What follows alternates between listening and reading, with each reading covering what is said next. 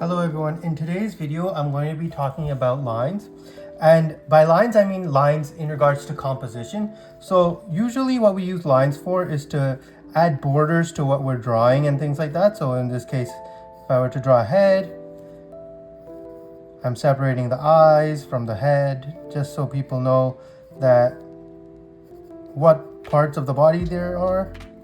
But what I want to be talking about today is lines in composition.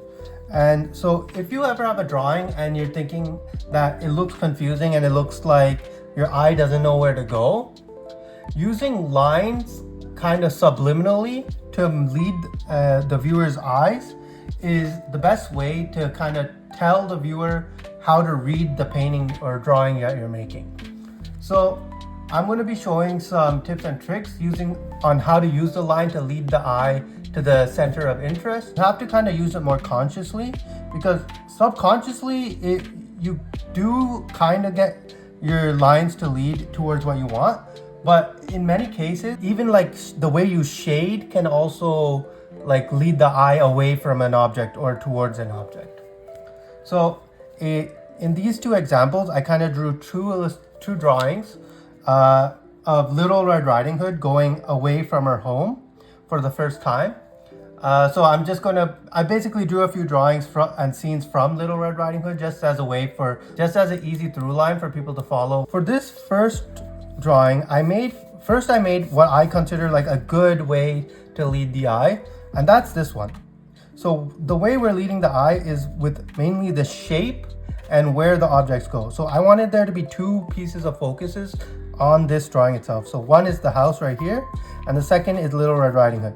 So to get people to look at the house, what I did was wherever they're looking, whether top, bottom, left or right, it moves the eye towards. So bottom is pretty easy. You can see I basically just have a path that literally goes sweeping in here, and then you see the house. From this side, you can see the hills. If you look at this hill right here, it kind of points towards the path. So once you're at the path, you either go towards the house or you go to the other focal point I want, which is Red Riding Hood. Same for this side, I'm using the hill to guide to the path itself.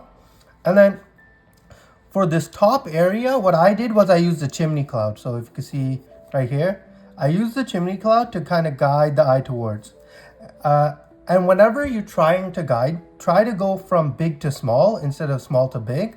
Of course, it changes based on your pictures, but basically because this is big to small, it catches the eye more easily and then goes towards this.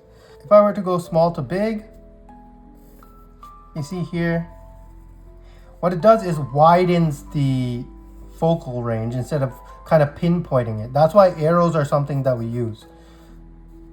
But the small to big thing would work if I had like a domed castle or something, like a big dome right here, some cool architecture with some steeples and stuff. In this scenario, I think small to big works perfectly, because that whole area is going to be the focus in this case. Now, I tried to force myself to do the opposite. So I tried to do it badly with bad guiding lines. And even then, because of the amount I draw, I intrinsically kind of led the eye towards some of the focal areas, right? So one thing you'll notice is instead of this thing being in the middle, I moved it away. So I'm basically getting it from small to big and getting it outside of the picture because this is a bad example basically.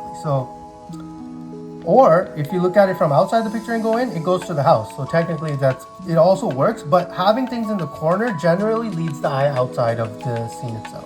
So that same thing is what's happening with this tree, because the way the branches are, it's kind of flowing towards upper end and outside. Like if I didn't curve this, because I curved this, it kind of helps with framing the character, but otherwise, it's kind of leading the eye outside of the scene instead of going towards. Or if it does go towards, it goes to the bottom, which luckily I have a path that moves towards Riding Hood right here. Another thing you might notice is I angled the way the grass is on the hill away from my focal points, just as a more subliminal way to see if I could kind of get my eye not to look at the focus while I'm drawing. And also the path doesn't go towards the house, it kind of gets out of the frame. So when we draw, we want to focus on getting the viewer to look at what our focal points are and to stay within the image itself. So that's why it feels like if you go here, you'll see Riding Hood, you'll see this hill going back down, and then we go back on the path, we see the house, we go up smoke and out. So maybe this was a bad idea for me, but when you go from inside, it goes perfectly to the house. Or if you go up to the house, you might go here and just go bounce back to the road and go back to the character. So it's all about where your lines are flowing and actually consciously thinking where you want the viewer's eye to go and trying your best to keep it within the scene itself. Now, another thing I did is the scene where Red Riding Hood meets the wolf, and I wanted the scene in general to feel more tense.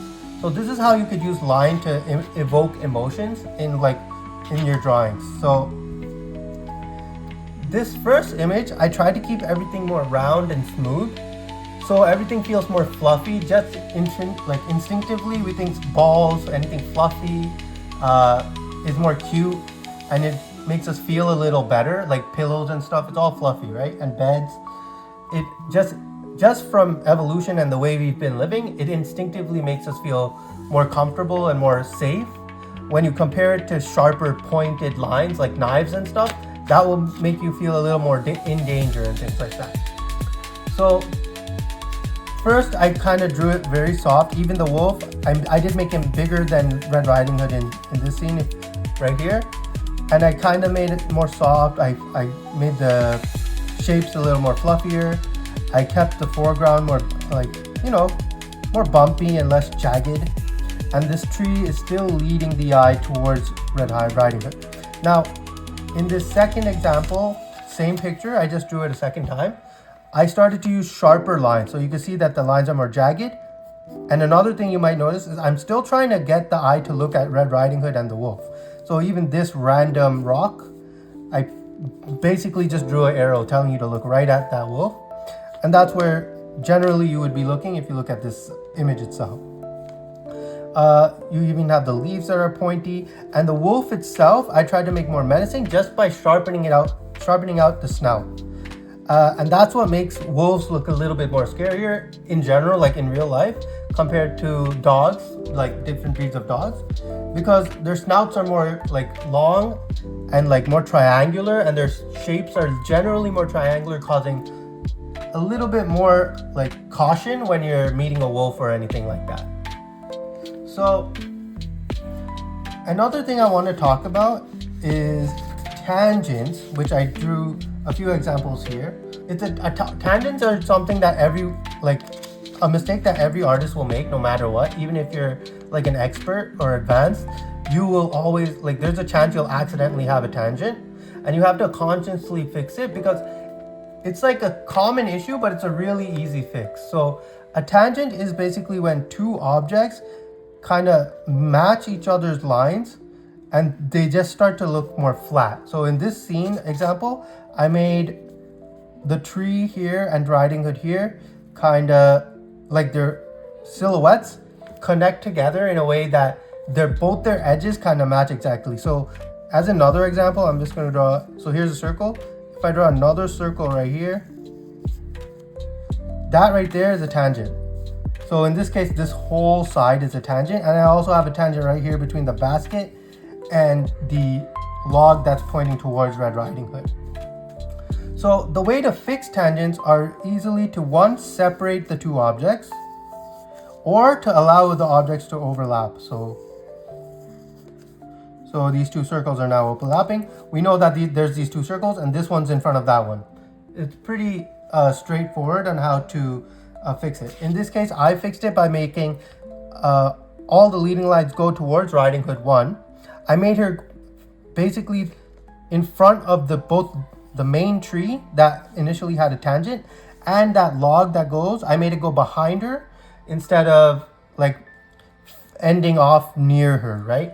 So because of those two things, it makes the image more clearer. In general, one, I cleared out the tangents, and two, the image still works to where I want the viewer to look. Now, in this final image, I wanted to make a little bit more of a bigger image.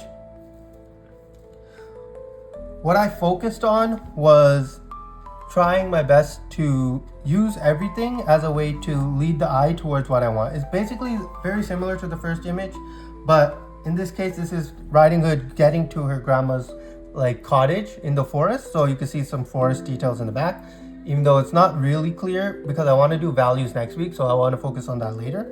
But for now, you can see just the forest details in the back. We can see the foreground elements that are in the corners pointing towards Riding Hood. Even these trees, they lead towards Riding Hood down here, and they lead towards here. And using the trees, I'm framing both Riding Hood and the second focus, which is the house.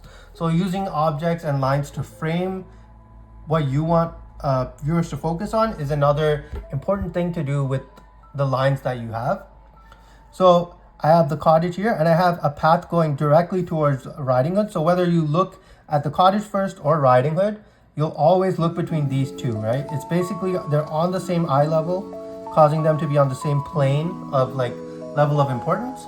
So it's easier to know where you're looking on in this case. Now, next week, I'm going to be talking more about values, which is my favorite topic because I like drawing with more light instead of lines, but I do want to practice drawing with lines a lot more. So if you have any questions, you can always comment, like if you like it, and subscribe for next week's video where I'll be talking about values.